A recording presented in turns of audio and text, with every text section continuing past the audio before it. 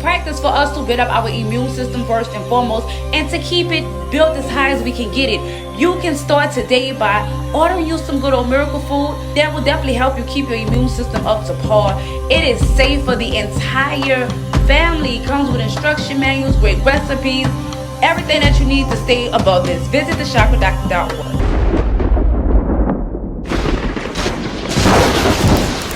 Already, make sure you subscribe to the channel. Make sure you like this video, share this video. Do not hesitate to leave a comment. Every word counts. Let's change the algorithm. Even all my haters out there, like, share, and subscribe with your hating ass. Hi everyone, this is Reverend Rance Dunbar, pastor of Holy Trinity Church of Our Mother and CEO founder of MyFCA Inc. My vaccination exemptions are ironclad. It is our First Amendment right to be exempt from all inoculations. Please call me at the Vaccination Exempt Hotline at 504-220-5473. These exemptions are backed by biblical scripture and holistic ingredients. Do not hesitate to stand up for yourself against inoculation. Hey family, help us make Jesus black again. Visit chakradoctor.org and join the movement today. It's the Chakra Doctor, master and maker of miracle food, and you're now tuned in to Crumb TV. Let's get it. My name is Olivia, and I'm rocking with none other than Crumb TV. My name is Marte Malik, and I'm rocking with Crumb TV. My name is Chanel Grant, and you are watching Crumb TV. What's up, y'all? This is Gary Tucker calling from upstate New York, and I'm definitely down rocking with Crumb TV. Hey, what's great? It's your girl, Alley Cat, Hip Hop Oprah. I'm here rocking with my brother, Crumb TV. What up, it's me, the Minister of Information, kicking it with my brother Crumb. My name is Zaradia, and I'm rocking with Crumb TV. You are now watching Crumb TV. If you could, please repeat after me.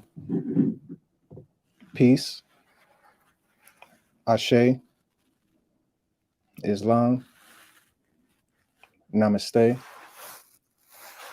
Hotep, Grand Rising, Assalamu alaikum, walaikum salam, bom dia, Oseo, Halito, bonjour, que pasa, wagwan, what up? Whatever the greeting is in your respective language, I am your humble brother Crumb, here for another installation of Crumb TV. You already know what it is, family. This video is called Eternals, a Gnostic superhero movie, part 2. I was reading a dope essay and I didn't get to finish it. I had already almost went 2 hours in and I was thirsty as a diabetic. That was a joke in poor taste. No pun intended. Again, double entendre. That was even by accident. But before I even get into all of this whole movie thing, so on and so forth, let me do what I do best, and that is recognize you. So with that said, let's go and see who the first responders are and put some respect on a name. Number 1 in the building of the first responders. I'm only doing a perfect trifecta because there's like almost 50 perfect first responders. But King Ra 666. I was wondering, I'm like, is that a real account? Like, what's the chances? Now, remember, he's not a usual suspect. This is my first time seeing this brother. And his joint is King Ra 666 family. That's not by accident. So, oh, I just stumbled on your page, but no. King Ra 666 does not stumble on my page by accident. That just doesn't happen in this universe. So he says Ashe, I say Ashe back. Let's put some respect on each other's name. If the family could tap in with a roll call, let me know where you at, city, state, coast, island, country, whatever the case may be. Number 2 in the building, Baltimore Bike Life. He says, salute big bro Crumb. I'm saying salute back. Baltimore is in the building. Wow, this is all so serendipitous. I just said do a roll call and the family's name is Baltimore Bike Life. I assume he's in Baltimore. Baltimore stand up. Number 3 in the building of this perfect trifecta is Goddess 3. Right now, it seems like my whole damn life is in tune. The third person of the perfect trifecta, their name is Goddess 3. Okay, I'm tapped in right now. I'm not even here. I'm levitating. My issue so tapped in. She says peace and heart chakra love. Wow. Heart chakra love, boo. 333-666-999. All right. I'm about to burn some sage. I'm about to drink some tea. Whatever's happening is going to happen to me today. I'm all the way tapped in. So peace and love to all of the family. I want to thank all of y'all for chiming in. I greatly appreciate that. You already know what it is, family. I got the my brother from another mother, friend. You know, I'm the master student. This is a master teacher, the Chakra Doctor. Peace and love, Doctor. How are you? What's going on? What's going on, Crumb TV world? What's popping? Brother, Oh, look, I found it. His name was Frank Gehry. Frank Gehry and Tasha K. And Tasha K exposed his whole shit and released his whole rest record. That nigga's a fucking crackhead. Yeah. That nigga was a fucking crackhead right here. And Tasha K exposed him when the Brother Polite when stuff went down. And they said she and it's looking like she even about to win that stuff against Cardi B because new stuff that came out. But that's a side note. My bad. I was trying to find that receipt to let you know Sonetta is a sock crackhead, nigga. Don't come here with that crackhead talk, nigga. This Crumb TV, nigga. You understand me? Teach. Yeah, receipts for days, man. And the internet undefeated. Remember that. There are two entities that you will not beat. The streets and the internet, nigga. You ain't gonna beat these YouTube streets, and you ain't gonna beat the streets, nigga. There's something about the flow of the streets that you just can't beat. Why you think the streets? Anybody ever wonder why the internet and the streets are actually undefeated? Because that's the only two places, only two arenas where the truth can be found, unadulterated, and expressed without infringement. You feel me? I can go on the internet and say whatever truth I want or whatever lie I want. I can go on the streets and say whatever truth or whatever lie I want. It's free reign of information in the streets and in the internet. That's why it's undefeated, because literally the streets and the internet is knowledge born, nigga. Facts. So Doctor, Eternals, a Gnostic superhero movie part 2. I did part 1. With that tattoo say right, damn, you can't see it, but it's a tattoo right here. I got this when I was 13. Eternal. Ooh. On my left arm, I have Prophet. Where is that? Let me see. Oh, sorry. Man, I don't know this camera. All right, yeah, right here. I got this when I was 13. On my left arm it has Prophet. Sorry, right arm it has Eternal. Left arm it has Prophet. This is Eternal, and this is Prophet. Now, when I was 16, I added Prophet because Eternal had gathered some more thing, and that was when I met a brother of mine, Scorpio. He was my big brother, my big brother in the streets. You feel me? His name was Dino, D-I-N-O, but it was an acronym that stood for Death in New Orleans, and his name was Dino, and he was a Scorpio, born on October 31st, and he's a Scorpio, born on October 31st. Still my brother this day, my big brother this day. Shout out, and I added Prophet because he wanted to start a rap group called the Eternal Prophets, right? And so at the time he was God and I was Prophet, the Eternal Prophet, like Silver Surfer is to Galactus, right?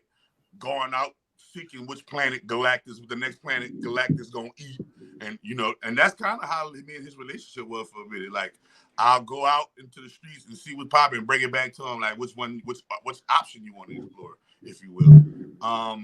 And so that's crazy that, at that time, I didn't even know that there was a Marvel documentary or a Marvel documentation of a tribe of beings, right, called the Eternals, right? And so to find out, it's like, oh shit. And people wonder how I call myself Christ Lucifer, Eternal Prophet, Immortal Ra, right? And so all of it makes sense now, though. But it was befuddling. Like, I always wonder why I call myself Eternal. What made me call myself Eternal? You know what I mean? I always just wanted that name. You know what I mean? But I never knew why. And then the prophet got added on later. Wow, everything is so synchronized today. I don't know. I got to check the calendar to see how the stars are aligned. So I did part 1, and I didn't think about when you and I did the video on the Matrix, and you basically decoded the whole thing. It was crazy. Well, I'm sorry, the whole trilogy, and you kind of predicted part 4, which was trash. But anyway, but it was trash. But I still predicted it. Neo and Agent Smith worked together in the movie, bro. They worked together in the movie, The Matrix Part 4, to go against the architect, man. Well, let me say this, because you said this in the last video. It blew my mind. I'm gonna say this, and then we're finally going to get into the video. I'm sorry, the topic, because I know the families, hey, let's get this thing going. So you said the issue with Matrix 4 was that Sophia Stewart had a breakthrough. Lawrence Fishburne sided with her. Okay. The two people that's missing out of it sided with her. Morpheus sided with her, and Agent Smith sided with her. So you said, so people in the listening audience who may not have seen it or may have seen Matrix 4, Crumb, why do you say Matrix 4 is garbage? Because the new Morpheus was trash and the new Agent Smith is trash. And hey, if you want to be technical, it's not a real Matrix without Morpheus and Agent Smith. That's like trying even though Neo and Trinity are two super the movie don't get off at all without them. But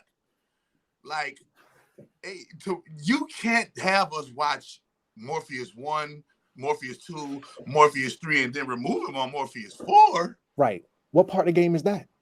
But then you go and look behind the scenes. Oh, Morpheus is standing taking pictures in the club with motherfucking Sophia Stewart. Oh, okay. Now, this is the last point I wanted to make, just echoing what you told me in the previous video. I just wanted to share it with the master students. So you said, well, no, I don't. Actually, I said it and you co-signed it. I said, what should have happened in Matrix 4 was the girl, not being funny, the trans, because he had a sex change, or I don't know what the condition is. The Wachowski brother sisters. The Wachowski brother sisters. Thank you. So the Wachowski, because one of them committed suicide. If the last Wachowski, that's what happens when you go against nature. But keep going. Yeah, true indeed. If the last Wachowski sister brother, if that one teams up with Sophia Stewart and did that part 4, that Matrix 4 would have been as big, if not bigger, than Black Panther. But they can't do that. You know how much billions? They're going to owe her for Matrix 1, 2, and 3. But if they would have teamed up on 4. But listen, they went so far as to cut their own dicks off to not give this black woman her credit, man. The white, listen, bro. The white man will show you the extremes that they'll go to say, fuck you niggas. You're saying, and I agree, if this is what you're saying, for them to do what they did and to keep what they had going, they had to do a sacrifice, and they're in too deep to turn back. Basically, I'm not going to even say a sacrifice. I'm going to say this. When you can't take the heat, you either gonna stay in the sauna. You're gonna stay in the sauna of the kitchen and cook, or you're gonna get out, right? They wanted to stay in the sauna and cook. Now they could have laid up there and been men and be like, yeah, you know what, Sophia, we stole that from you. We're gonna give you, look at this, we're gonna settle out of court, and our next Matrix 4 movie, we're gonna let you be we're gonna pop you up, right? But the pride and the arrogance of the Caucasian is so well and great. They love their race so much. They admire the feats that their race and the actions that they do so much that these white boys, because they're not men's, these white boys literally cut off their manhoods just so they couldn't give the black womanhood her flowers, her just due that they stole. Remember this. They stole the Bible from you. The Bible is not a new book. They stole the Quran from you. They stole the Bhagavad. They stole the Talmud. They stole the fucking books from you, just like they stole the Matrix from her. And before they give her flowers, they said, I'd rather die, commit suicide, cut my dick off, and be a whole nother gender before I give you flowers. So much so that I'm going to keep doing this shit. Anybody associated with you ain't going to even be able to have a chance to have a part in the movie. Now, that's, believe it or not, whether you want to like it or not, that's love, loyalty, and honor for your race. I tell you, you've got a very strong point there, and I can't help but to agree. Thank you so much for that. Within the first 15 minutes, without further ado, I want to go into this article and see what you think about it. Is that okay? Let's get it. Okay, so where I left off, I'll just read a little bit of that paragraph. It says, in about that, when Orisham realizes what happens, he goes full Cinerama biblical epic with the rumbling clouds and the lightning before appearing over the earth and collecting Circe and Phastos and Kingo. Appearing, and when he summons them, it's almost like a rapture. It's like a Thanos, not a rapture, a snapture, but nonetheless. Anyway, so Orisham and Circe. I'm sorry, excuse me. Where did I end off at? Thanos expected a better appearing over. No, Orisham tells Circe that he's not going to punish the humans for the Eternals' crimes. He's going to sift through their memories to decide whether they're right about humanity being worthy of life. Then he's going to come back for judgment. Then he's going to come back for judgment.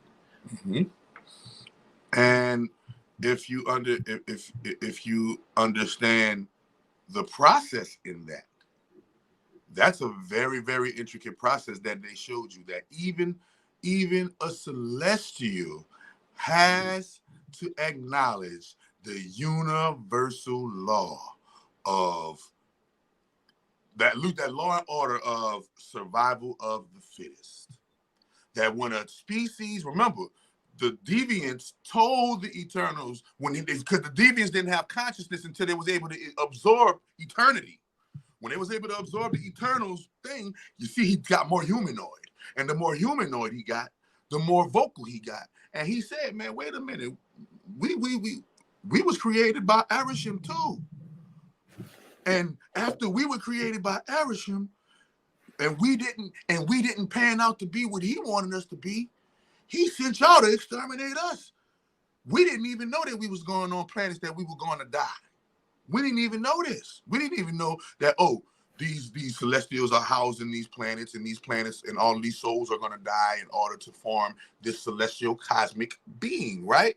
And so, but you find out when he starts absorbing the Eternals' lives, and his life becomes, more sentient and not, horizontal. Remember, the more knowledge he got, the more he stood up. The less knowledge you got, the more horizontal he was on an animal-like 4-4 state.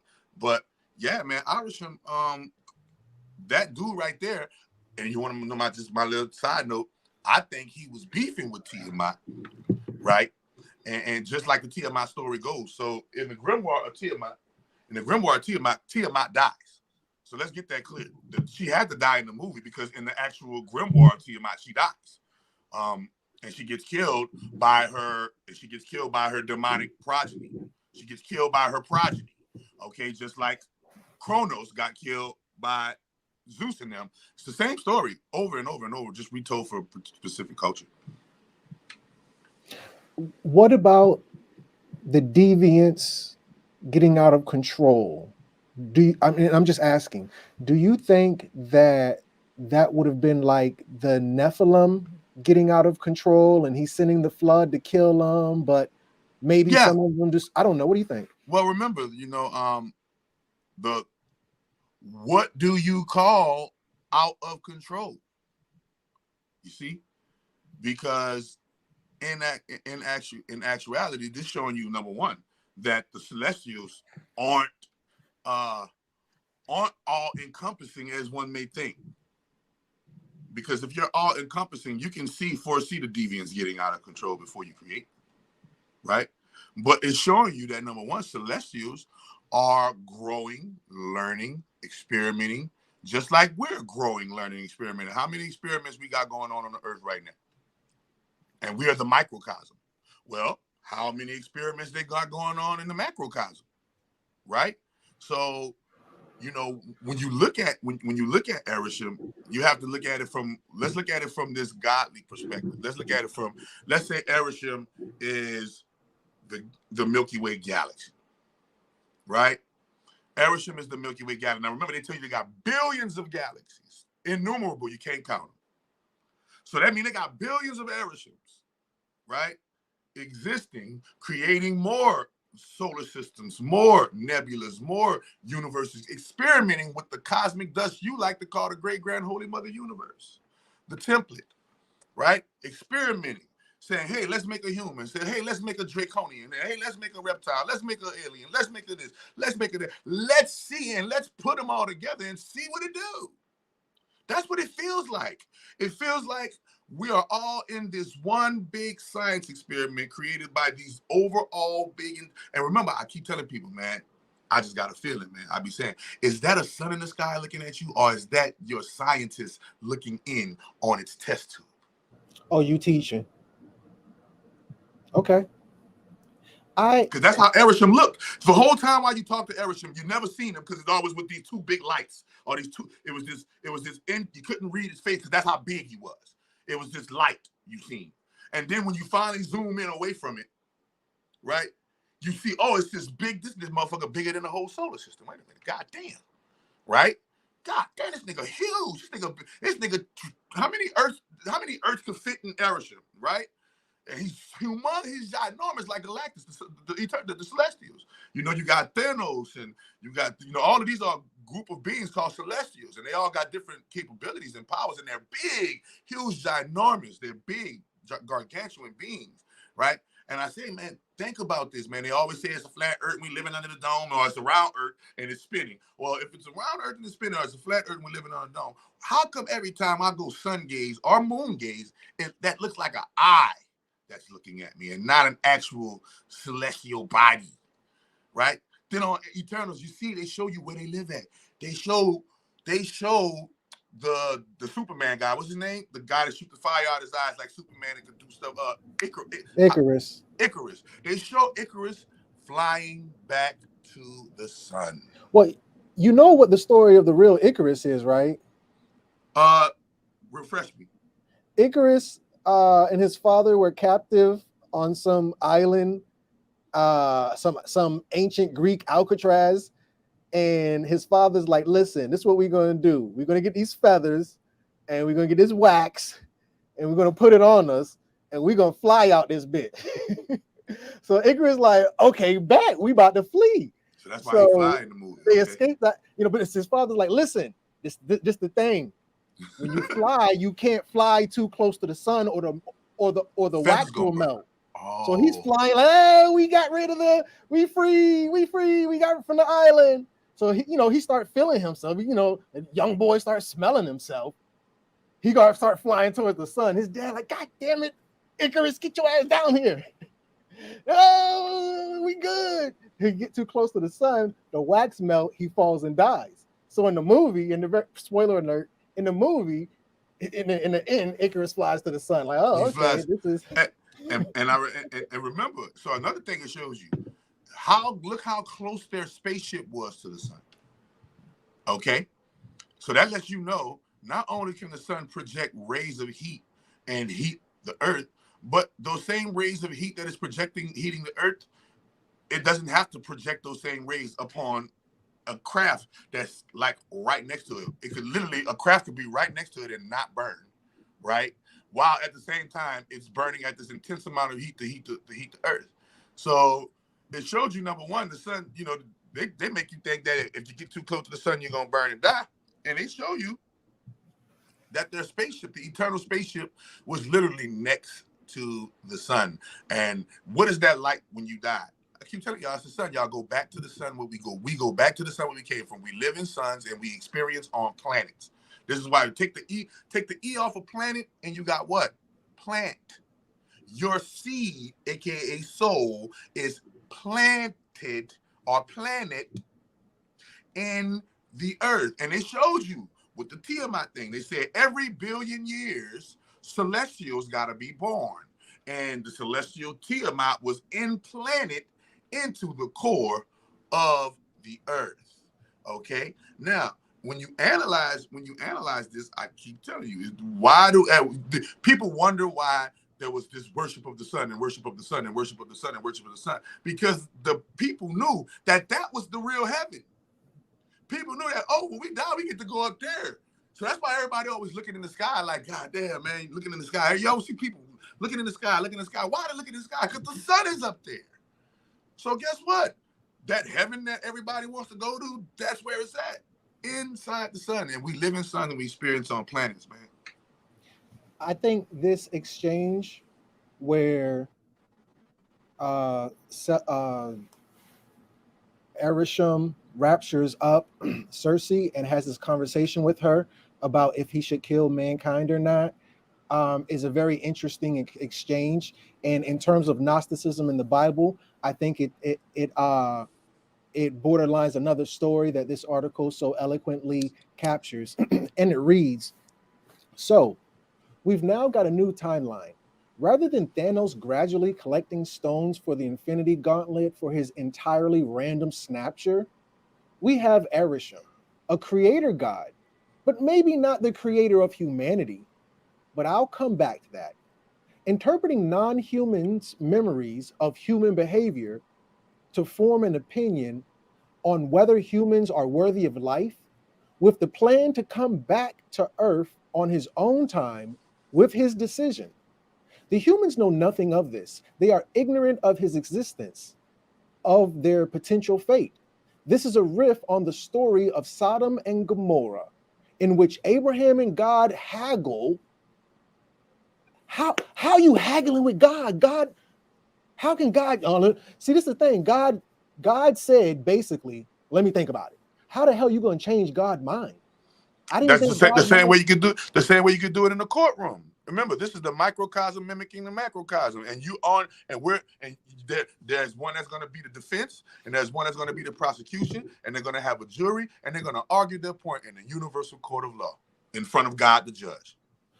So now, the movie so eloquently shows this riff, and we see where this God has more human features than maybe the one of the Old Testament who we depict as perfect. Not saying he's not a God, but I am saying God isn't perfect. And the story of Sodom and Gomorrah, where he haggles with them, like, and God's like, I'll think about it. Like, what? Like, well, let's see. Another story where they show you God isn't perfect. When with the story of Job. Okay, I knew where him and the devil are arguing over Job's righteousness, and they make a bet to see like who's right.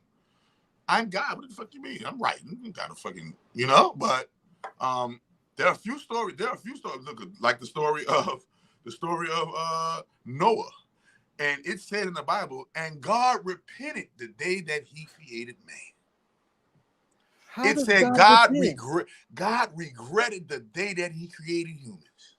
In the Bible, it says it out of His own mouth that God, this is why He flooded the earth, because He regretted the day that He created humans, and He wanted to do over. He was about to destroy the whole shit, and then He said, that same story, that one righteous family, Noah and the ark and them. Right? Oh, well, look, I'm going to spare all the birds. Look, I'm about to just, fuck humanity, just keep on my damn nerves. I'm about to just kill everybody. Look at God crazy. God too up in the head. But, humans won't trip. I'm about to kill everybody. And if you look in the Old Testament, if you look in the Bible, period, God kills over 2 million humans. Wow. Now, the devil's body count is 10 humans. And those 10 humans that the devil killed was on the permission of God in the book of Job. And then it shows you again, hey man, they was kicking it.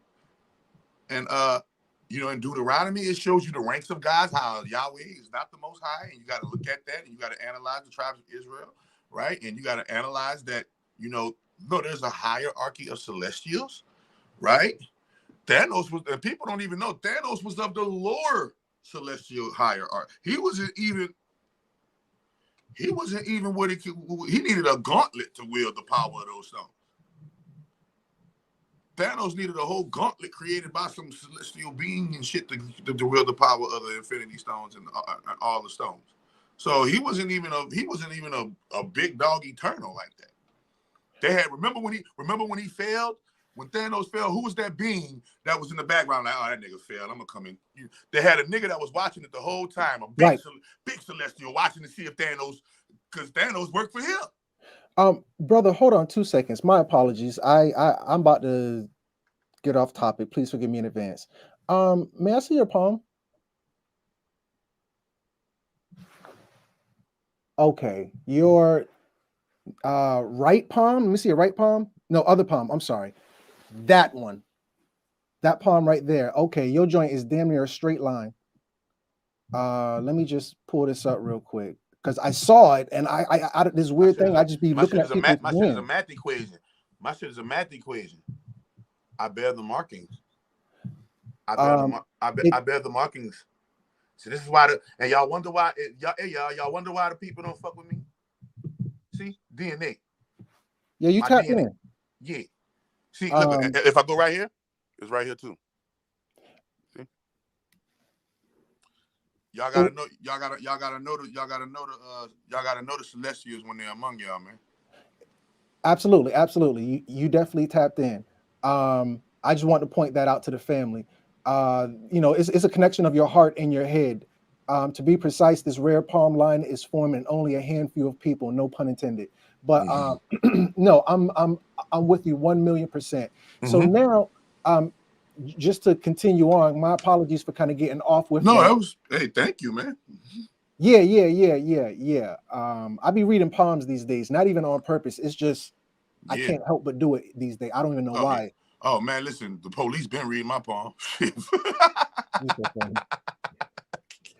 Yeah, the FBI, CIA been reading my palm, man. I ain't tripping, man. Right. The riff. This is a riff on the story of Sodom and Gomorrah, in which Abraham and God haggle over the fate of the city, which Abraham initially challenging God to spare the city if there are 50 decent people living there. And that story is in the Quran and the Hadith. Before gradually taking him down to 10 decent people. Of course, all of Abraham's excellent intercessory work goes out the window in the next chapter. But let's hope Eternals Part 2 skips all of that. So is Eternal Part 2 going to be like the ending of Sodom and Gomorrah? Absolutely not. I'm sure that's not. It's just a and if you want to be technical too, man, you have to realize, all right, check this out. You have to realize Erisham and his plot against Tiamat. I believe, I believe that Erisham knew that the Eternals were going to do what he did. That's why he told them. That's why he told Cersei, right? That's why he told Cersei, the whole thing is just bust her mind wide open. Like the whole time she just been sitting as an Eternal, don't know shit from pudding. She's kicking.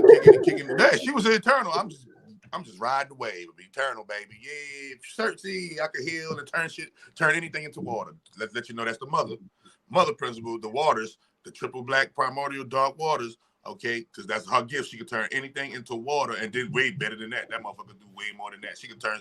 You're gonna find out she probably could turn shit into planets. So they probably use her to turn shit into planets or some shit. Because she just turned her nigga and she turned her deviant into a fucking tree.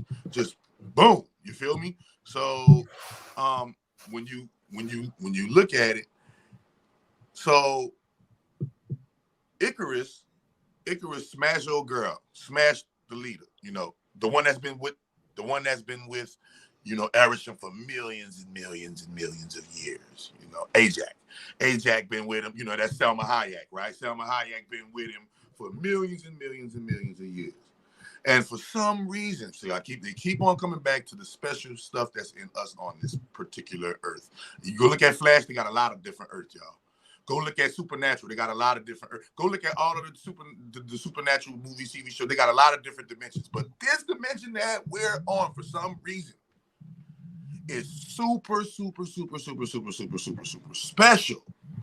Okay? They show you movie after movie that they got multiple different dimensions with different versions of Earth. Right? Right. But they keep showing you that this particular Earth that we're on is the most special. Right? And you see it with this.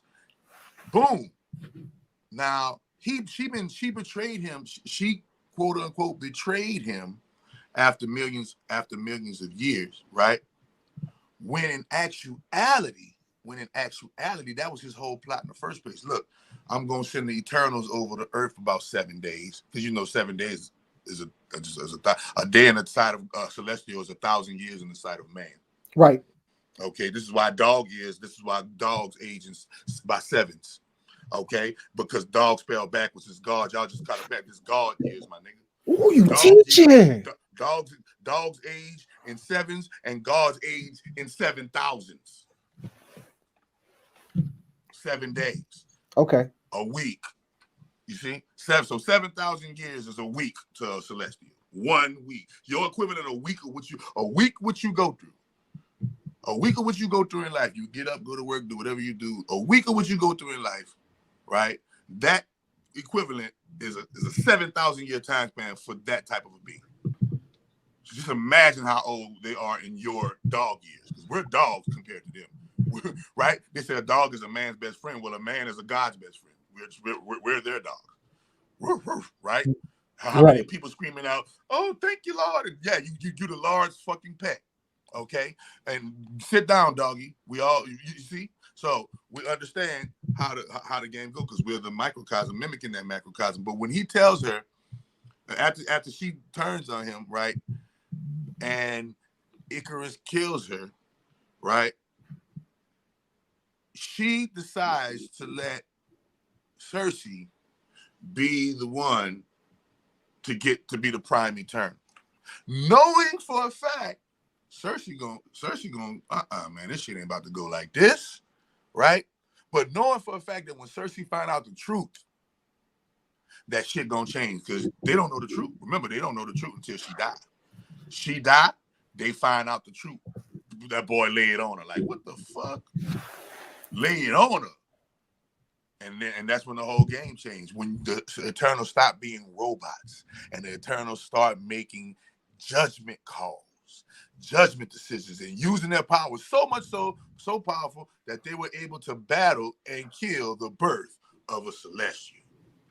Right? I think Arishem knew that and didn't want Tiamat birth. Let me just back up real quick, because when you said that, it gave me a flashback to the Ancient One versus who did she have beef with at the very end of that movie? Let me just hold on. Who was that black guy? What was the black guy's name? Not Dormammu. Marduk. Marduk didn't know how she was the Ancient One.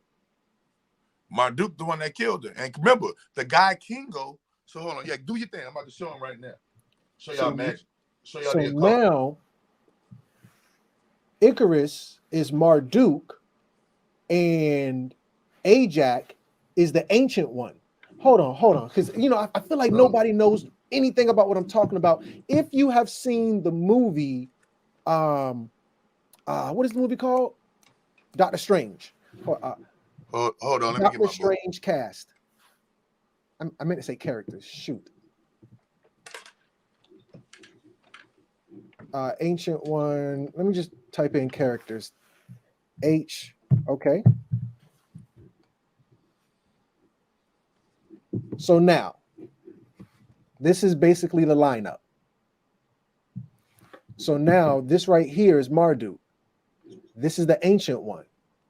The Ancient One is able to be the Ancient One because she been effing up. She been, you know, she been getting high off her own supply. He didn't realize that.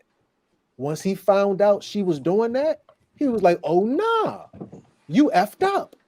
That's wrong, bro. You can't do that. Now, when we get to the movie Eternals, we have the exact same story. Now, remember, I'm Doctor Strange, y'all. You ready? I can't think of the movie. You ready for this, brother? You know, I'm sorry, please. I'm Doctor Strange.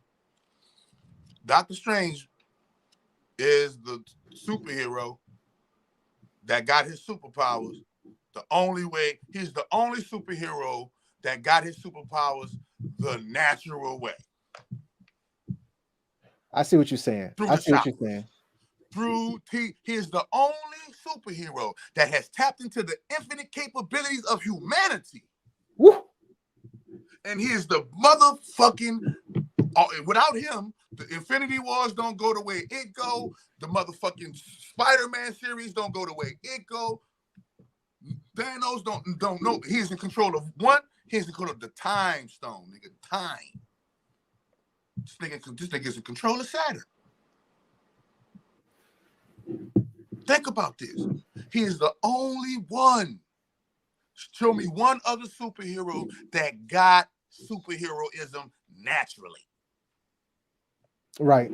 He either fell in a vat, got bit by this, got hit by that, got some tragic shit happened to him. Now, don't get it twisted. Tragic shit happened to him. He got in a car accident, but people get in a car accident every fucking day. But he didn't. But he, you know, the normal story goes. The normal superhero story, he got in a car accident and his machine had helped him, like Tony Stark or some shit, or just fucking he dropped into a pool of his shit and he turned into Deadpool or some shit. Or nah. That nigga went on an airplane, nigga, like you could do. Right. That nigga went to an ashram, nigga, and met a fucking yogi. Yeah, he had to get... He was so good at what he did, nigga. He tapped into the power of his chakras. Had to tap in. Nigga, he tapped into the power of his chakras and became doctor. Nigga, come on. Doctor. That's right. Come on. So, this right here, well, just going back. So this is the Ancient One. This is Marduk. She's the oldest person in the group, hence the name Ancient One. And what's that? Grimoire of Tiamat. Ooh, you tapped in. That's right. Wow. This is magic, y'all. Tiamat is a frequency within your DNA. And I'm gonna show y'all. Look, I'm just gonna show y'all the sigil, right? The sigil. It shows you the battle of light and darkness. It shows you that Tiamat is the resemblance of the battle between light and darkness, right? It shows you Tiamat has 11 counterparts called the 11 demon gods. Okay, Tiamat is the mother of the 11. Okay, and it's extensive. It is extensive. They are called the children of Tiamat. So that story, I keep on telling you, and the story goes that they turned on her, Marduk. They turned on her and killed her, and that's what they did. I'm telling you, Arishem knew that the Eternals was gonna do that, and they trying to make it look like he on some. Oh, I'm gonna come back and do some judgment. No, he knew Tiamat was gonna be the hottest celestial smoking, and he didn't want her. He didn't want her in the game. He didn't want her. That's so he sent the Eternals to live with the humans for 7,000 years, so that they can know them and fall in love with them. So that when it was time for Tiamat to be born, he knew for a fact that they was gonna do what they did, bro. And then he had the backup plan, which is the deviants, to X amount after they finished. Man, bow. Hold his head still, Crump. Hold his head still. Bow. Yeah. Out of there. Hold his fucking head still. And they tell you these magical occult stories in the form of movies. Okay? Right. All right. This is the methods of the work. You know, if you want to talk about Tiamat, bro, Tiamat is an actual is an actual demon. Look at this is the clephotic star of Tiamat. This is see is all. Look at this, man. Tiamat is the see. These are the symbols of the children of Tiamat, man. I try to break down to y'all that all of this stuff that they gotta tell it. They can't tell it to you in plain as they can't tell it to you in just plain old layman. They can't do that. But they can tell it to you in adventure. They can't tell it to you in the form of story. They can't tell it to you, the invocation. Look at the invocation of Tiamat. Okay, y'all. This is the invocation. Look at you read an invocation. Ho, office, ho, Archaeos, ho, Draco, ho, Megas, mother of darkness, queen of demons and abominations of the earth. You hold the universe in your coiled embrace. Come on now. Yours are the keys to the kingdom of the night. Your timeless essence is the soul of the world. Your blood is the vital force of everything living. Any questions? You swallow the light and cover the world with the veil of night. In your womb, the black flame is born, the fire of creation and destruction, which is more ancient than time itself. Ancient dragon goddess, rise up from the void. Bro, this is come to me, Tiamat. I offer my flesh as the temple for your primal essence. See, remember now what are they talking about? Remember your temple, your brain. Remember the entry to your brain is through your eyes. The eyes are the windows to the soul. So if the eyes are the windows to the soul, then where the door? The temple. Okay, so the temple, this is where the forefront of your consciousness is at. But when you travel through your consciousness, you're going to get to a part of your unconscious mind called the R complex. The R complex is called the reptilian mind. This is why you are born with something called a tailbone. It shows you your reptilian ancestry or your draconian ancestry. Okay, so when you're talking about this, you're talking about your everlasting God, your everlasting dragon heritage. Okay, this is why when you get out the shower, your ass be ashy. You be ashy and your skin peel. That's your reptile heritage showing again. This is why a lot of us, we get dandruff in our hair. That's our scalp peeling. That's the reptilian ancestry once again. A lot of us got different color eyes, and the different colors in our eyes, reptilian ancestry once again. Okay, so when you look at how connected we are to the dragons, the reptiles, the dinosaurs, the amphibians, the aquatics. I like to call them the aquatics because there's so many of them. It's so different, many of them. And a lot of them live right where they show you in the movie, inside the earth. Like King Kong. Remember Godzilla lived in the earth. King Kong lived in the motherfucking inner earth. Tiamat was inside the goddamn earth. On the Pacific Rim, when they cracked open on the Pacific movie, the Pacific Rim, those big old titans live inside the earth. They always show you that they got something that live inside this motherfucker. And one day that motherfucker gonna make an appearance. Now, listen, I'm not saying it's gonna be some fantastical shit like you see on the movies, but I am saying that it's gonna be life-changing and drastic. The effects of it are gonna be life-changing and drastic, just like you see on the movies. You feel me? And so they're trying to show you they're trying to show you magic and sorcery through cinema. Okay? All right. When you take C off of cinema, you got an enema. What does that remember? You gotta remember the fucking man. You gotta remember how they be trying to mind fuck you, bro. That's what an enema does. An enema fucks you. You gotta stick that shit up your rectum and cleanse your colon. Right? So when you are playing with these words, aka swords, because if I take the S off in the words and put it in the beginning, I have the word sword, and it's called the sword of God and the armor of God, right? When you're playing with these words and you see, so these trillionaires are not gonna pay these billionaires to pay these puppeteer millionaires to showcase a multi-million-dollar movie. And one of the main beings in the multi-million-dollar movie that's about to rise is called what?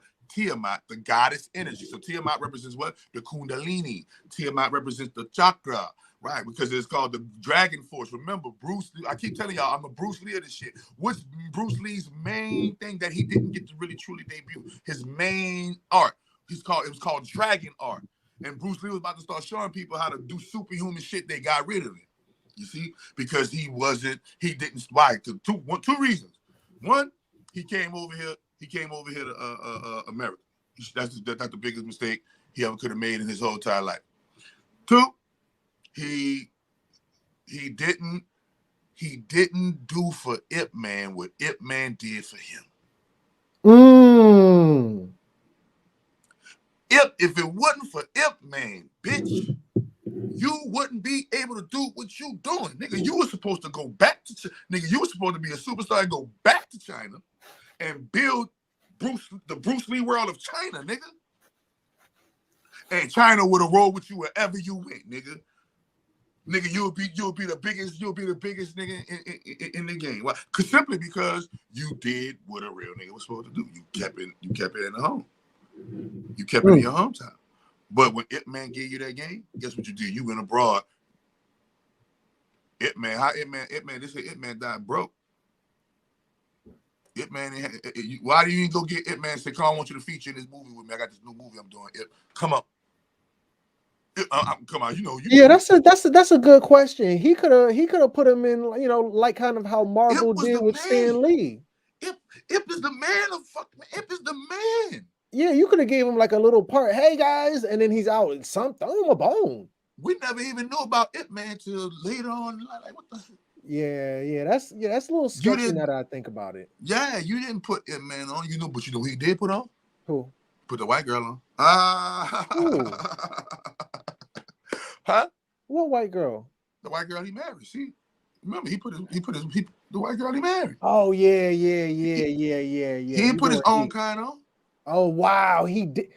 I thought like they didn't like him or he didn't get support from them. No, man. What happened? Bruce Lee was an arrogant young person, man. He was an arrogant young person, man, and he didn't want to adhere to the hierarchy of the elders, man. The elders, just because they can't do what they used to do no more, don't mean they ain't got no clout, nigga. You feel me? And instead of him learning the most wonderful trait that Ip Man got, he never learned it. He was so busy on the skill aspect that Ip Man was trying to show him that, bro, you could be bigger than, man, you 33 years, that wasn't nothing, Bruce. You could have lived 100 and something years, my nigga. You could have lived to do it all if you would have just stayed and kept on honing in your skills, man. We know you the greatest, man. Listen, bro, take this shit and do what you're supposed to do with this shit. If you want to be technical, if you want to be really technical, Bruce Lee, if Bruce Lee don't pull the American move, China probably be like superpower right now today. Think about it. There is no more influential Chinese figure in life than Bruce Lee. Bruce Lee got more clout than Confucius, nigga. What the fuck you talking about? Bruce Lee got more clout than Buddha, nigga. What you, nigga? The Confucius, you ain't playing at Confucius all. and Buddha. Come on, man. You know one thing, if you able to impress our culture, so think about it, bro. You be seeing, I'll be looking at the mistakes of our people, like how, no, Malcolm, you shouldn't have never put Elijah Muhammad on blast simply out of respect of what he took you from nothing to something, nigga. You wasn't supposed to go running your mouth to the cracker like that, man. No, man. Yeah, man. That's what I'm saying. I understand certain shit. Right, you feel me? Like I don't care what kind of bullshit, heads we butt, my nigga. You ain't gonna never see me coming out here defaming my people, man. You feel me? Like I'm not gonna be out here man. You feel me? Nah, man. If you should have kept that to yourself and just started your own movement, brother, you would have had a way more solid outcome, man. I can't disagree with that. You ain't have to go to the. I don't give a fuck if he was doing. Listen, man, all the shit that they do to cover up for their evil they priests and their evil pastors and their evil fucking brotherhoods and shit. You dig? And you want to come out here and put your black man on blast. So that's, you know, like, that's why I'm looking at it with that celestial thing, the Eternals. Like, yo, that Erisham knew that shit was gonna happen to Tiamat, dog. Factory. I'm gonna see, can I hit a couple paragraphs? I really want to try to get through the article. I thought I was closer to the end. Please forgive me. It says, but the reason I wanted to write about this in the first place is that the Eternals is basically doing a speed run on Gnosticism. The Eternals themselves aren't losing their religion because they can't. They know Erisham is real. That his plan is unfolding all the time. What happens is that some of them decide they don't agree with it and begin to fight him, like the great rebellion of the war in heaven between Lucifer and Michael. Now, this is a fascinating thing to put in a superhero movie, indeed. In the years just before and just after the 1st century CE, the Mediterranean was a bubbling stew of different religious beliefs. There were a couple of different takes on Judaism, including a growing messianic movement, a kaleidoscope of mystery cults, including the one that worshipped a snake puppet called Glycon, that Alan Moore repopularized, kinda. The Roman pantheon, plain old-fashioned emperor worship, Neoplatonism, Mechanicism. I'm sure I said that wrong, bear with me. Many different interpretations of what became Christianity, Buddhism, kind of, sort of, maybe, and beliefs that have come to be grouped under the name Gnosticism. Now, you'll notice I'm hedging the ish out of my statements here because the problem, or maybe the fun, of talking about this time period is that it's pretty hazy. A person writing about their own group might exaggerate its size. A person who hated a certain cult might bash it in a piece of writing that is then regarded as canonical centuries later. Once Christianity became a dominant religion, other beliefs were suppressed. Then Christianity fought with itself for centuries, breaking into smaller pieces that, ironically, reflect the earlier days of the religion far more accurately than I think most people realize. Then Islam became the main religion in a lot of those regions, and again, other beliefs were suppressed. Though the through line here is that Judaism, despite being the root of many of these beliefs, is a hacky sack of religions. And they effing suck. The core idea of Gnosticism is that God, that most Jews and Christians, and later on Muslims, think of as God, is not actually God. That God is at best middle management, motherfucker. Keep telling you Yahweh is a fucking lesser God, bro. Yahweh is not no fucking creator God. He is not a fucking creator God, bro. Now that's at best. I'm gonna pass the mic. Let me just finish reading this highlighted portion, and I'm gonna let you have it. At best, he's middle management, and at worst, he's actively evil. Like on Supernatural. Go look at Supernatural, y'all. The TV show Supernatural. God, they show you who God is in the TV show Supernatural. Sam and Dean been working for the devil the whole time. Lucifer was right the whole time. Sam, go look at the TV show Lucifer. Go look at the TV show Lucifer. Lucifer is really not the bad guy. Lucifer is actually the good guy. And Michael is the bad one. And it's Lucifer's twin brother. You don't say.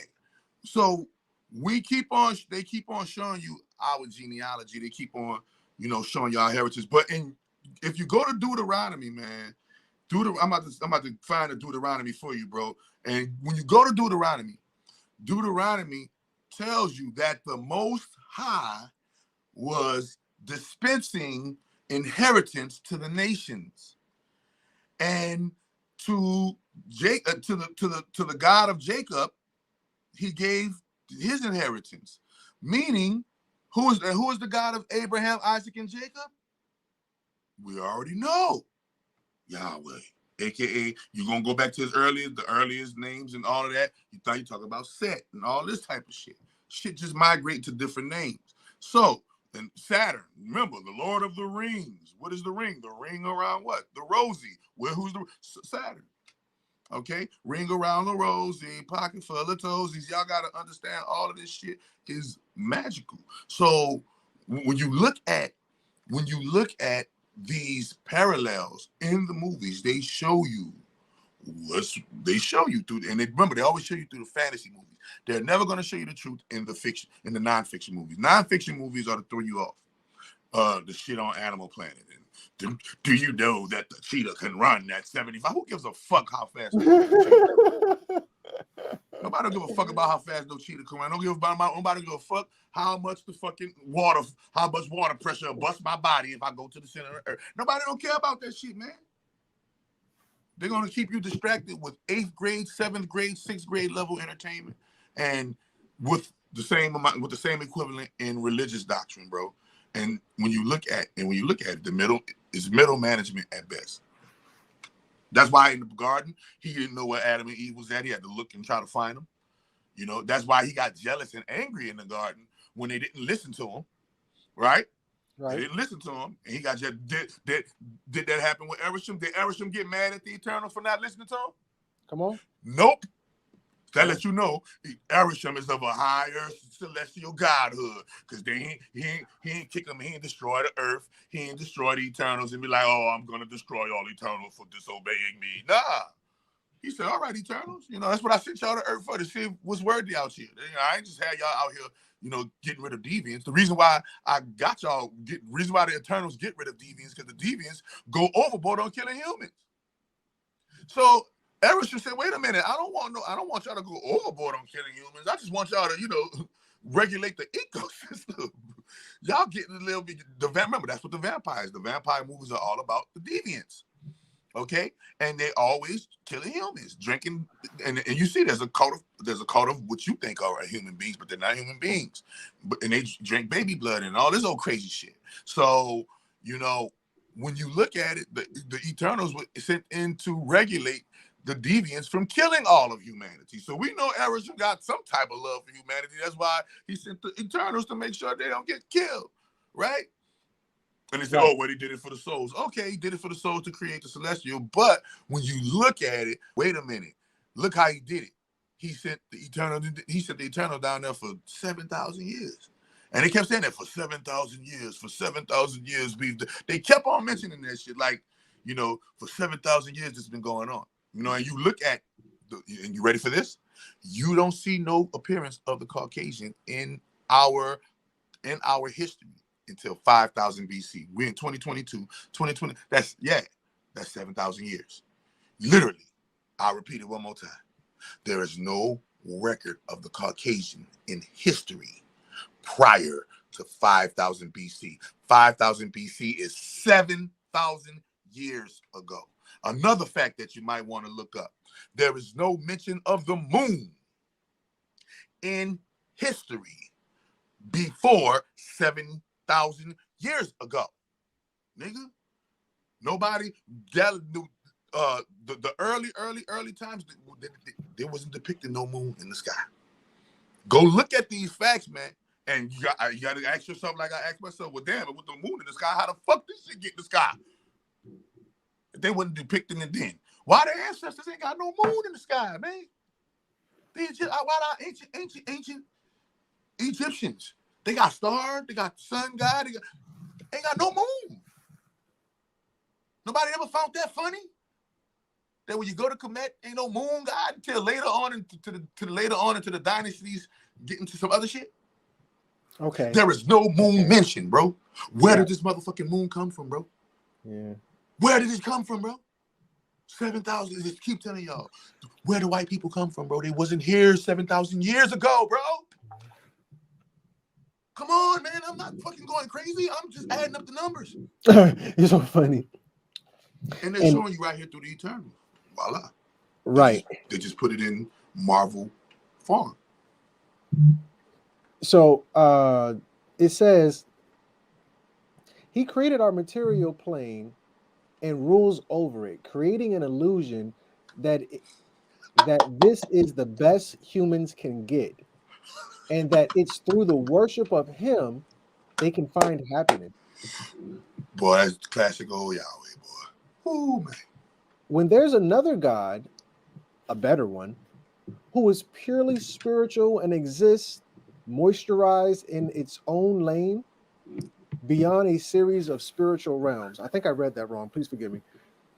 Moisturized. That did say moisturized. When there's another God, a better one, who is purely spiritual and exists moisturized and in its own lane beyond a series of spiritual realms. The material plane is neither a beautiful world given to humanity by a benevolent creator, nor a veil of sorrows to be fought through to get to heaven. It's an illusion and a trap, and humans are pawns in a cosmic game that only some will escape. 144,000 to be exact. Woo! This creates a dualistic view of life. Physical stuff equals bad. Spiritual stuff equals good. In which life is very short term and matters even less than it does in what would have been considered Orthodox Christianity. And remember, my Christianity is unorthodox.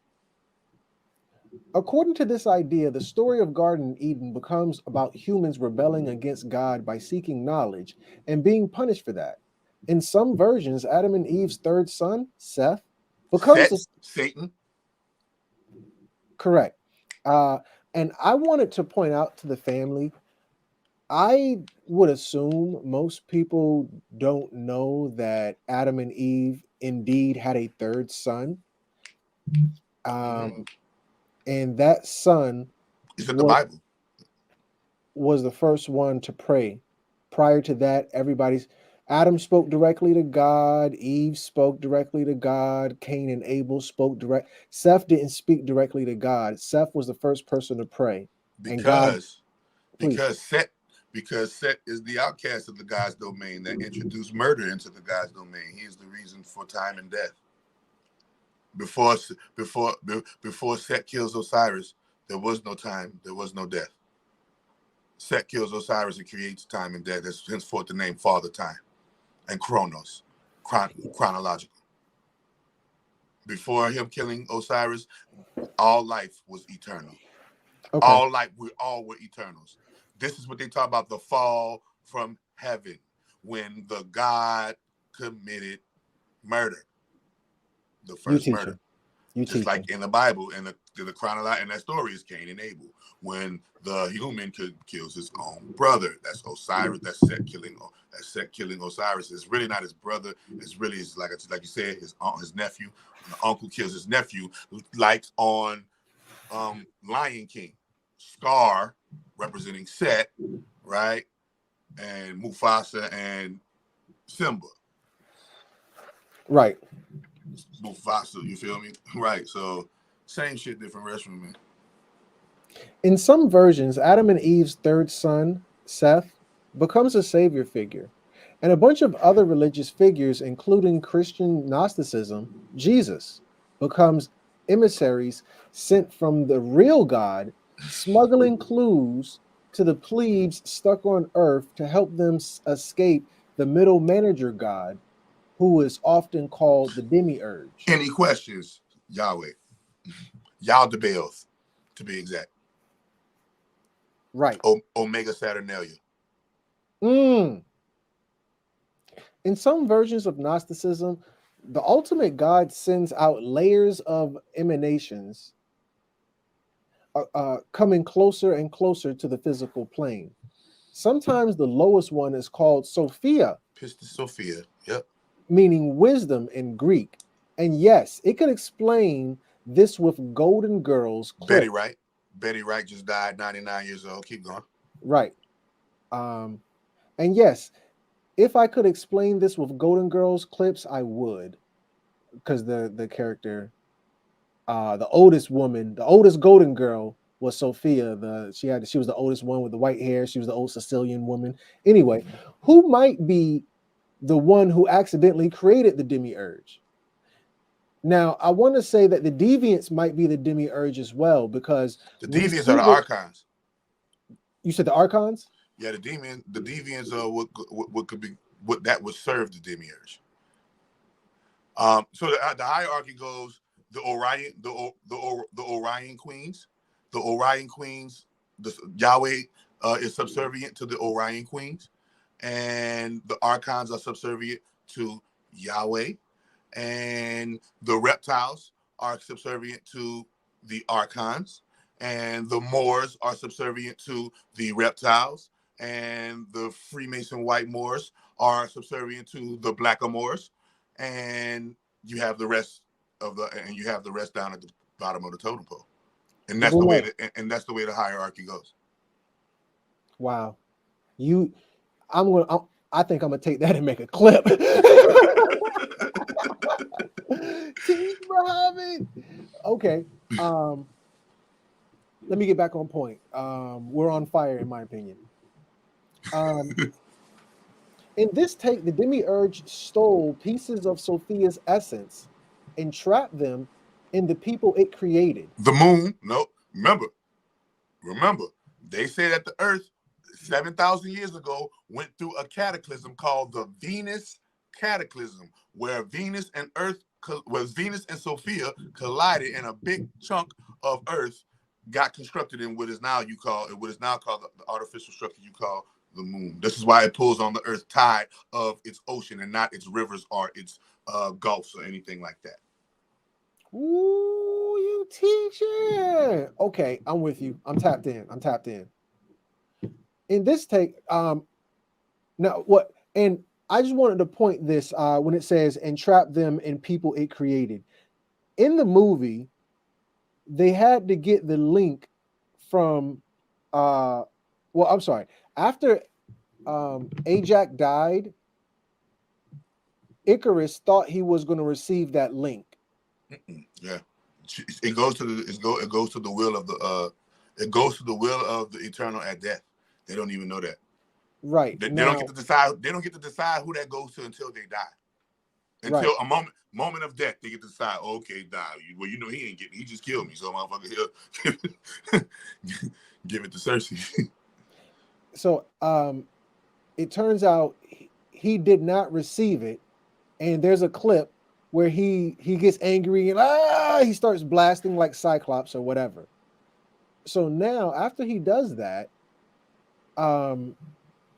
old girl Cersei receives the connection to God, and the connection to God is inside of her. It's not outside; it's in. God is within. You got to go within. You know, you can't pray outside. You got to pray within. And they go inside to see God. And remember, and it comes out of her throat chakra. The word. In the beginning, there was the word. The word was God. The word is with God, and the word manifests as flesh. So that's why the orb. That's why the orb always comes out of her throat chakra or her heart chakra. Ooh. I just wanted to add value in terms of that part, since they said that part. Actually, I'm sorry. Actual God retaliated by sending purely spiritual angelic figures, one of whom is called Christ, who essentially wears Jesus as a physical shell, on a rescue mission to collect the pieces of Sophia, get them out of the clutches of the demiurge, and bring them back to the true, purely your body or so that is talking about the human population. Our bodies are the pieces of Sophia. This is why they say our bodies come from the earth. We are literally the pieces of the earth. And I keep telling you, this body goes back to the rental car station where it comes from. Now the whole hack that people don't understand about the Saturn moon matrix. So if you understand the hierarchy, you see there are two gods. One god is already destined for his punishment, while the other god is still ruling in its glory. And you have Ra, right, aka what we call the sun, or they also another name for Ra is Anima, henceforth the term animal. Okay, another term for the sun is called soul, henceforth our soul and solar system, because our souls are in a system of reincarnation. Re is the nickname for Ra. In dwells within. Car is a vehicle. Nation is a nation of people. Lucifer, how thou fallen down and weaken the nations. So when you look at this hierarchy, you're going to see on your right side, you have Ra, aka the sun, aka soul, aka anima, right? And who are his wives? You have Mercury, Venus, Earth, Mars, Jupiter. But wait, right after Jupiter, there's this thing called the asteroid belt. Now, everybody said the asteroid belt are the pieces of the Earth that couldn't get farmed into the moon when the Venus and the Earth hit the cataclysm. Well, that's actually true. The Venus cataclysm is when Yahweh imposed upon the solar system and went against the great. Sorry, go ahead. No. You're on fire. I just want to add another layer to that. I want to add a little value. So now we have this solar system, which is very odd because souls are in the system. Half of the system is physical, the other half of the system is non-physical. So it's being broken up by this asteroid belt. We can kind of see this maybe it's the chessboard. Remember, it's the chessboard. It's the Jedi versus the dark side. It's the same. The asteroid belt is the line in the sand, right? And you look at the color of the planets. Remember, the ones who are closer to the sun have a more deeper, darker, brighter, redder, aliver hue. The planets that are, remember, Yahweh has his wife. Who is Yahweh's wife? Remember, after Jupiter, you have Saturn, aka Yahweh. All right, who is his wives? Neptune, Uranus, Pluto, and his faithful wife you like to call Moon, or the Celestials call it Levin in the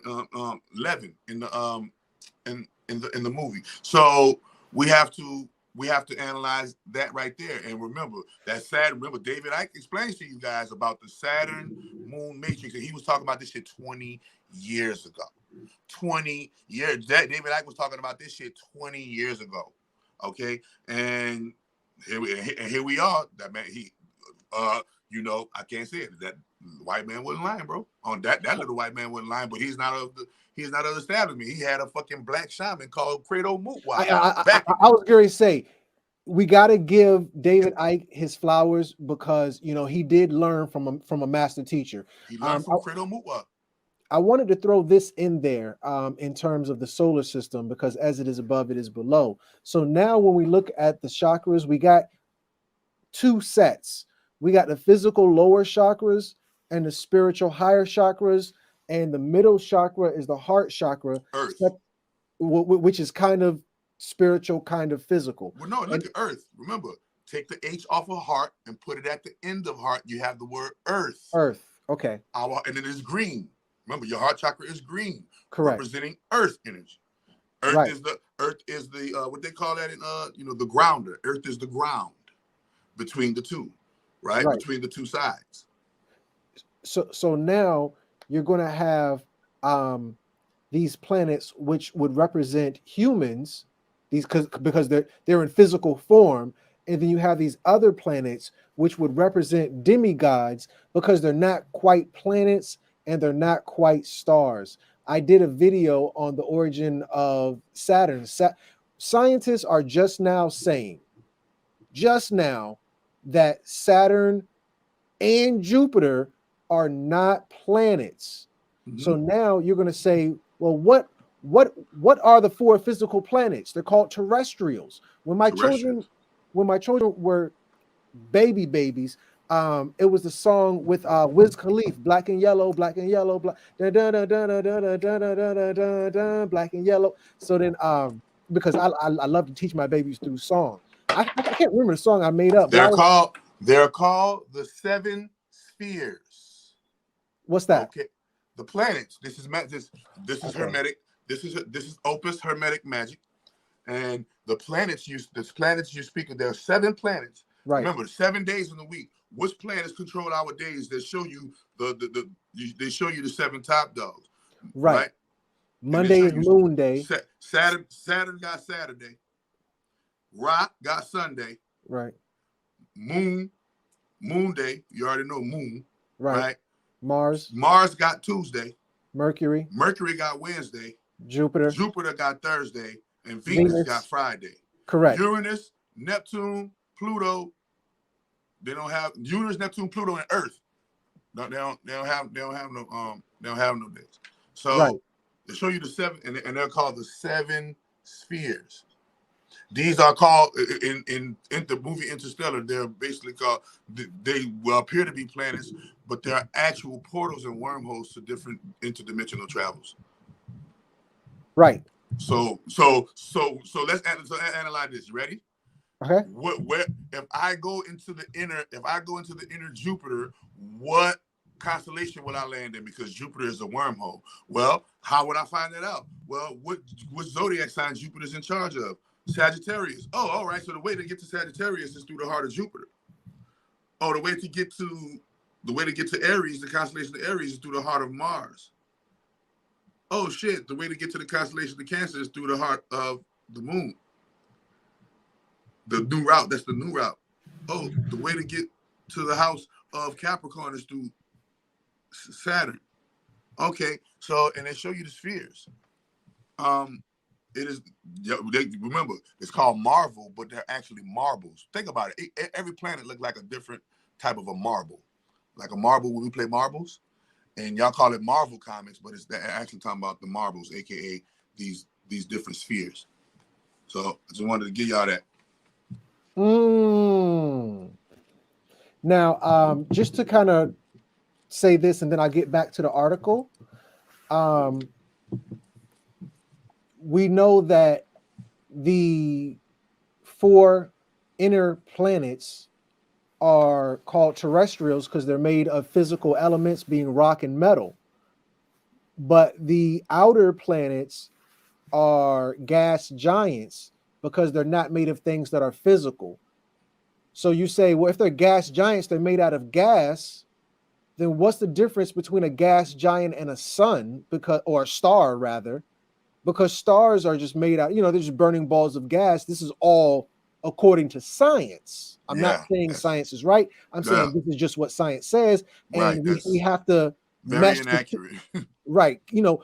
We have to define these things, so when we look at you want to, it's not, don't say gas, say for lack of a better word, say the element, that's true element, fire and air. Okay. They're mostly composed of fire and air, and fire and air are the 2 elements that are extraterrestrial. Like I told you before, you don't have to feel the actual fire to feel the heat of the sun. You don't have to actually breathe. You don't actually need the air manifesting in physical form for you to benefit from the air. But you need water to manifest in physical form to benefit from the water. You need earth in physical to benefit from the earth. So yes, remember, and they're called the elementals. They're not, remember, you got your celestials, your eternals, you got your elementals, you got, they got different races now. And remember, even your comets and your nebulas and your asteroids are in their own right, their own sentient species, just because they look like, and remember, and it shows you they're higher and it shows you that they're evolved. Look at their shape. All of them are round. So showing you that they are in tune with the oneness and the wholeness of all. You see, so the more round something is, the closer it is to divinity. This is why we can't fathom them or gain the understanding of them. But look at us. Everything on us is round. Our face is round. Our eyes are round. Our ears are round. Right? And so those rings around Saturn are what makes Saturn a dwarf star. If those rings weren't around Saturn, aka that jail cell, that's a jail cell around Saturn. If that wasn't around there, then it'll be all out hell to tell the captain and war going on in the heavens right now as we speak. So I'll read this and get back to the primary article just to kind of beat this horse a little more because I just love it. Gas giants have some of the characteristics of brown dwarfs. This is just a regular wiki article. It's not Nerds Are Us. Like the sun, Jupiter and Saturn are both primarily made of hydrogen and helium. Saturn is nearly as large as Jupiter, despite having only 30% of the mass. 3 of the giants the giant planets in the solar system, Jupiter, Saturn, and Neptune, emit much more, up to about twice the heat than they receive from the sun. All of the 4 giant planets have their own planetary system, being their moons. So these dead stars are holding on to dead planets. Holding on to dear life. Because they've been drained, because remember, these are prison planets. They're captured and they can't move, and they're in the realm. But think about it. Think about it. Look at how they're captured. The asteroid belt literally cuts them off from the glory of the sun. Correct. It's like Mercury, Venus, Earth, Mars, and Jupiter are in the sun's good graces. You have this asteroid belt, and Saturn, Neptune, Pluto, and Uranus are on the sun's fucking naughty list. Like, y'all stay y'all ass over there, or cut off from the glory of the sun. Right. Those are the old gods that are now dead. Saturn is an old god. Right. Jupiter is an old god. Uranus is the father of Saturn. Remember, and they call it Uranus. They're literally showing you that homo shit again. Uranus. Now, when you're dealing with Venus, when you're dealing with Mars, that's love and war. That's all contemporary. We love those planets. Remember, men are from Mars and women are from where? Venus. And it's called war between the who? Sexes. So war between the sexes, and men are from Mars and women are from Venus. Mars and Venus, love and war. And love and war actually represents what? Male and female, masculinity and duality. Let me see if I can get femininity and masculinity. Sorry. No, you're good. No, absolutely. That's right and exact. Try to hit a couple more paragraphs. Go ahead. It says, actual God retaliated by sending purely spiritual angelic figures, the one whom is called Christ, who essentially wears Jesus as a physical shell, on a rescue mission to collect the pieces of Sophia, get them out of the clutches of the demiurge, and bring them back to the true, purely spiritual reality that exists beyond the physical plane. Am I making sense? Were they? You can see why the idea that life is an illusion would appeal to people who lived in a time before antibiotics and painkillers. And why it'd be nice to have the demiurge as handy punching bags when things go wrong, rather than God testing you or Satan tempting you. Everything bad in your life becomes the equivalent of divine Michael Scott forcing you into a team building exercise. I think that's a joke by the writer, because I don't know who that guy is, but moving on. But you can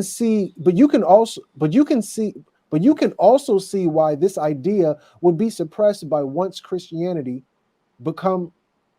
But you can see also why this idea would be suppressed once Christianity became the official religion / law of the land. Because the whole... It's not the law of the sea. Woo! Christianity, not the law of the sea, nigga. Godzilla, you better stop. Because the whole populace who thinks their physical life doesn't matter at all is way less likely to raise families, conform to societal norms, give a shit what the emperor wants, etc. And of course, it flies in the face of what becomes more standardized belief in a Trinity and a Jesus who was fully human and fully divine. Certain strains of Gnosticism also encourage their followers to look at the Hebrew Bible and parts of what were becoming the canonical New Testament, not as infallible scripture, but as a con job. Genesis isn't the story of a miraculous creation, but of a prison, and humanity are not the beloved children of a deity, they're pawns. A person who learns this truth isn't supposed to blindly obey the demiurge. They're actually supposed to defy him. Brother, give me 2 seconds. Peace and love, brother. How are you? No, actually, brother, add value, please. What do you think? Okay, so the number one thing that we have to realize when you're talking about these celestials or these beings, these planets, these stars, is that they are conscious, they are living, they have these infinite capabilities, these abilities, these remember, they're not godlike abilities. They literally have these godly abilities. These godly abilities of omnipotence, omnipresence, and omniscience, and able to, like, when you look at Thanos, look at Thanos and all of his like evil cohorts. They were powerful in their own fucking right, and they were serving, Thanos. And even Thanos was serving under somebody else that was even more powerful than him, right? So there's always showing you in this thing that there's always somebody or something, that balances the other one out in power, right? And noticing when it said the demiurge, I'm like, well, think about it. Urges, right? Urges, anything that is urged, is relegated to the world of energy. So if it's an urge, if it's a demiurge, that means it's just a piece of an urge. It's not even a full urge. When you go look up the definition of urge, right? Urge definition, you'll see that it means to try earnestly. So wait a minute.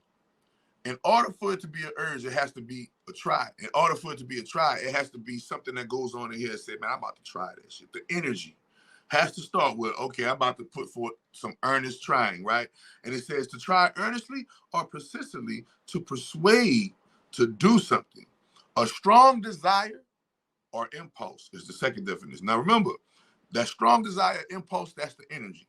Now, but what is it? What is a demiurge? Remember, what is the urge? So urge is trying to persuade somebody to do something. So what the demiurge is trying to do, the demiurge is trying to get you to persuade to do something on a smaller level. That's why it's a demiurge. It's not a full urge that is going to persuade you. It's not a full urge that is going to turn you from your ways, but it is a piece of an urge. It is a part of an urge that is a part of you.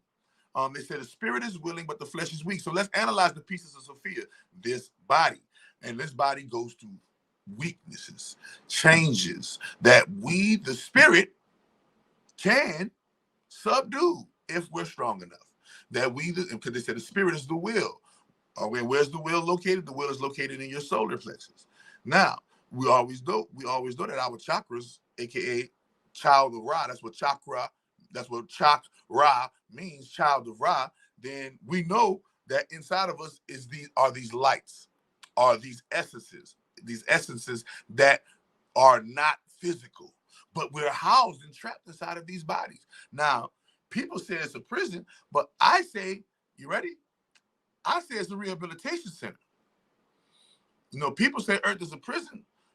I say that it's a place where gods come for therapy and training and schooling and counseling and to grow up in the higher universe cities, the cities of the universe. Because when you're governing cities of the universe, universities, you have to go to school to learn how to be a governor, a mayor.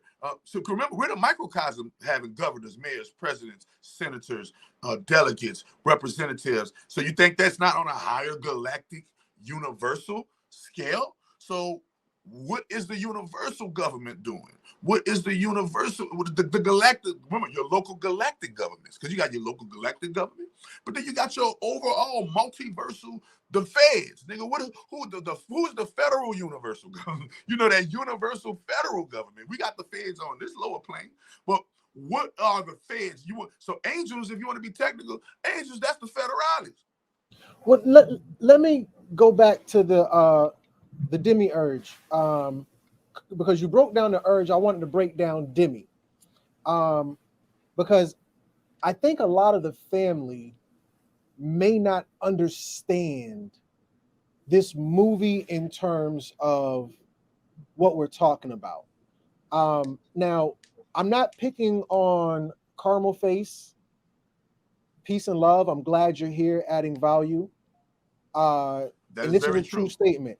The letter J just came into existence 500 years ago.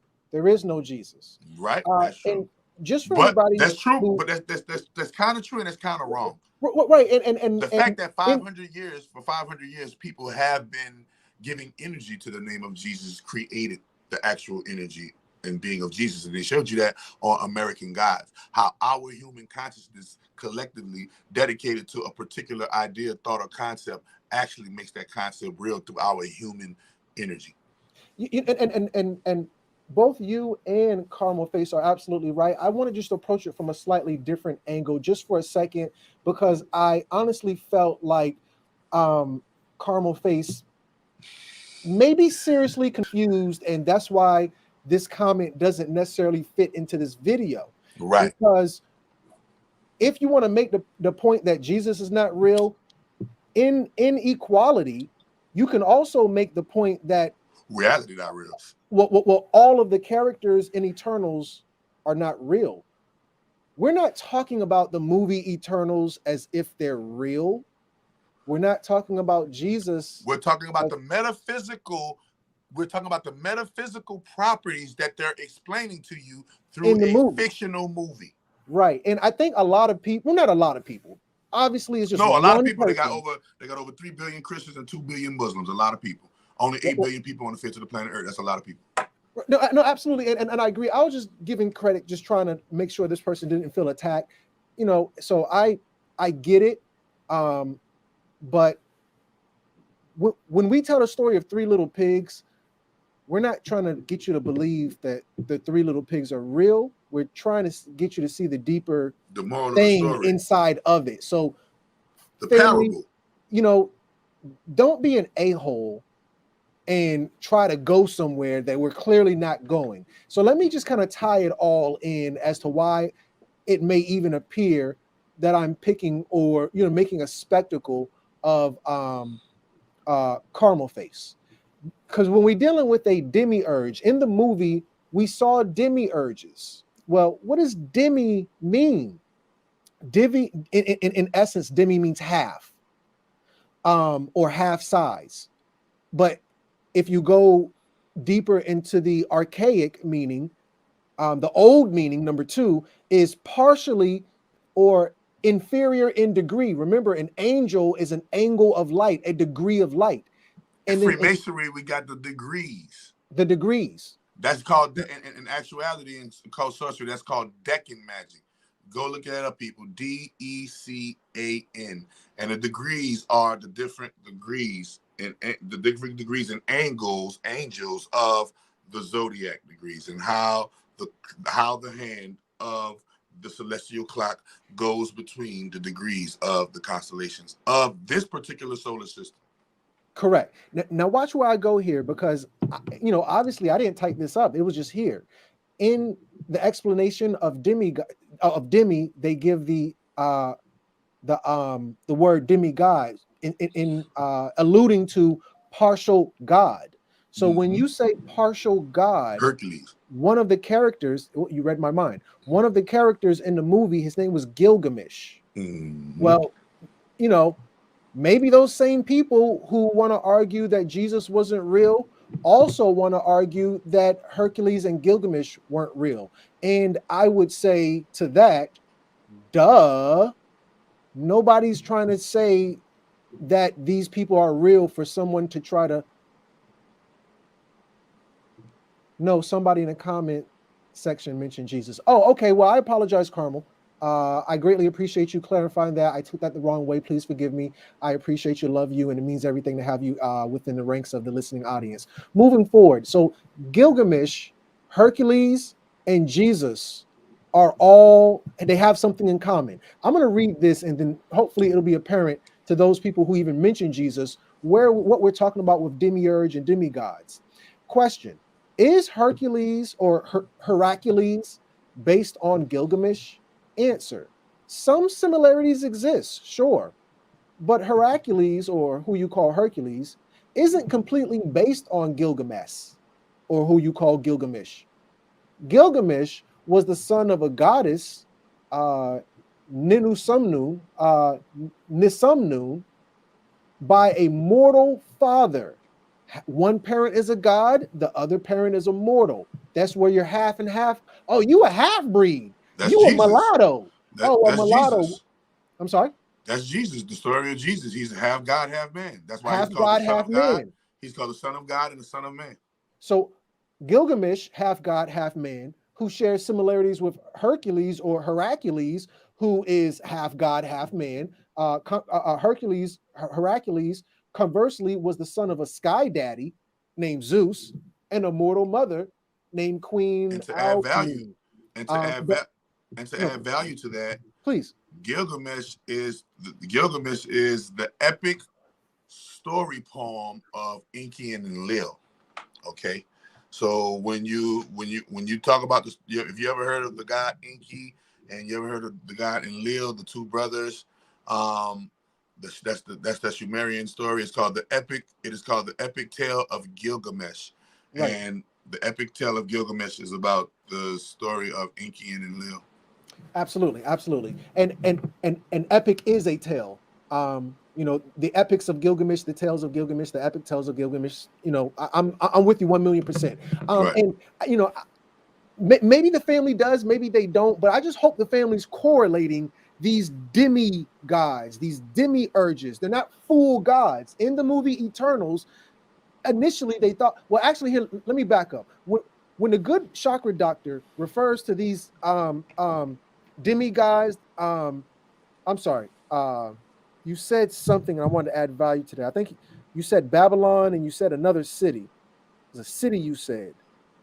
I can't remember what city you referred to, but that city that you referred to a little bit earlier was a city inside of Babylon. Oh, I'm sorry. When you're dealing with Sumer, when you're dealing with the epics of Gilgamesh, these are coming from the land of Sumer, the land of Ur, the Ring of Fire. These are all Babylonian cities. Why is this important? If you go and look at the movie Eternals, the story takes place in the city of Babylon. That's all Babylonian architecture and, you know, whatever the case may be. Right. With that said, good doctor, we've kind of run out of time for today. I wanted to take it a little bit longer than usual. If you could, before we officially close this thing out, can you tell the people who you are and where they can find you at? Yeah, it was good, y'all. Chakra Doctor. Y'all can catch me on Chakra Doctor TV on YouTube. Y'all can also, I am also, you know, creator of FCA Yoga, creator of the Miracle Food Healing Intracellular Detox and Cleansing Regimen, pastor and reverend of Holy Trinity Church of Our Mother. It is an honor to be here with Brother Crumb. Y'all can check me out at chakradoctor.org. And just Google Chakra Doctor. You see my name right here, Chakra Doctor. If you Google that, everything on me, you'll be able to follow the movement, man. It is what it is, man. Love y'all. Thank you so much, Chakra Doctor. I greatly Solving mysteries bring you to mastery. Never forget that when you solve the mysteries of life, you by default become the master of life. Love gang.